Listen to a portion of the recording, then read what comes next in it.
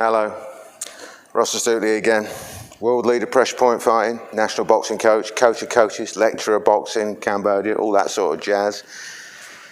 Qualifications coming out my ears. Right, feints. Now, to land a feint means you've got to land a punch first. Because if I start off feinting you, I've done nothing and I'm not going to get a real reaction from you. I'm only going to get something. But if my feint is as close to a real punch as possible, then I've got more chance of getting a real reaction from you. So what do I mean by that? Well, for example, if I'm at this distance and that's my jab landing on somebody, then if I'm a little bit further away, my feint is going to go real close.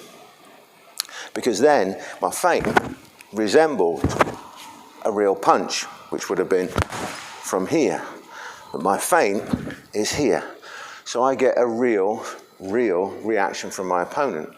Imagine yourself, if a jab's coming at you and you really think it's going to hit, you're going to react accordingly, whether it's block it, move, slip, slide, whatever it may be, you're going to react accordingly, especially if you think it's going to hit.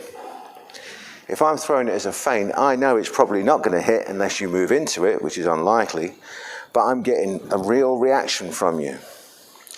Now I'm going to mix that in with lots of other things. This is just the principle of throwing the feint real close and more like a real punch.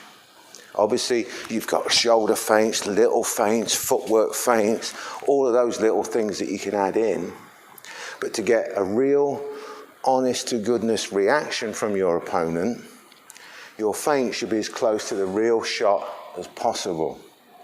Then you've got a real reaction. If my feint is real close, I get a real reaction. And then I can do things like edge myself in, throw the feint short so I can land my right hand over the top, whatever it may be. But think about feints, think about how you can use them, throwing real punches real close to get the real effect. More later.